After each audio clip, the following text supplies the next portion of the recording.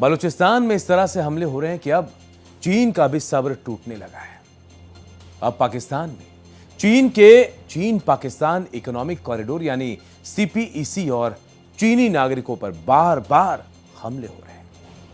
आपको बता दें कि लगातार चीनी नागरिकों की मौत हो रही है। कौन कर रहा है, सबसे बड़ा सवाल। इससे पाकिस्तान में चीनी निवेश को भी बड़ा झटका लग रहा है। हम आपको बताते हैं आखिर ये सब कुछ हो कैसे रहा है, डिटेल में बता रहे हैं आपको।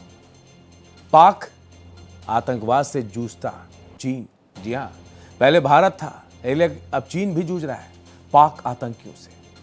दरअसल जिस तरह से भारत पिछले कई दशकों से पाकिस्तानी आतंकवाद का सामना कर रहा है, अब ठीक उसी तरह से अब चीन का नंबर आ गया है। चीन भी पाक आतंकवाद से जूझ रहा है। आपको बता दें कि जिस तरह से चीन पाकिस्तान इकोनॉमिक कॉरिडोर और चीनी नागरिकों पर बार बार हमले हो रहे हैं, उससे पाकिस्तान की जमकर फजीहत भी हो रही है।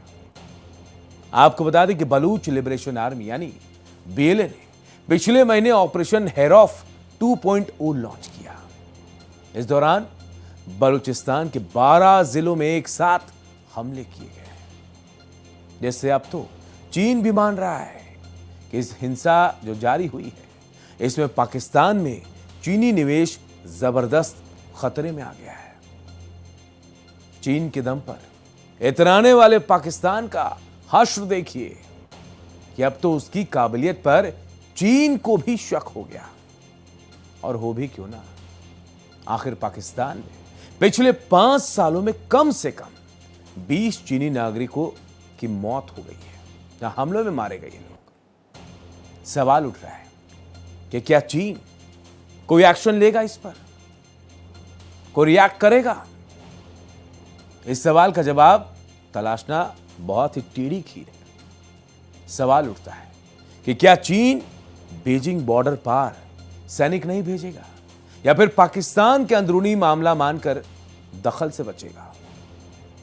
लेकिन यह चीन है और वो पाकिस्तानी सेना पर भरोसा बॉर्डर के पास है, अपने नागरिकों की हिफाजत से पीछे नहीं रहेगी। जी हां, चीन मानता है कि वो रक्षा करेगा अपने नागरिकों की। चीनी एक्सपर्ट भी मानते हैं कि पाकिस्तान बॉर्डर पर हालात सामान्य करना कितना जरूरी है, अहम है।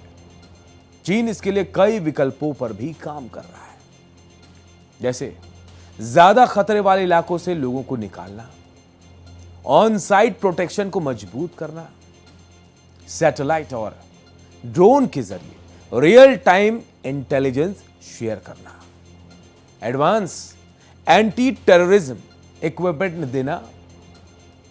ये काम आएंगे इक्विपमेंट।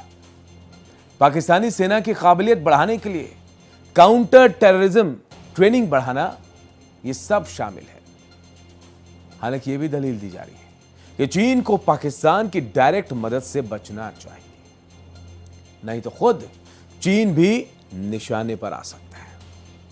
वहीं यहां तक कहा जा रहा है कि चीन से अब पाकिस्तान तक को चेतावनी दी जा रही है, पाकिस्तान को नसीहत दी जा रही है कि वो या तो देश को डूबने दे या फिर सुरक्षा व्यवस्था को हल करने के लिए चीन के साथ सहयोग की भावना दिखाए।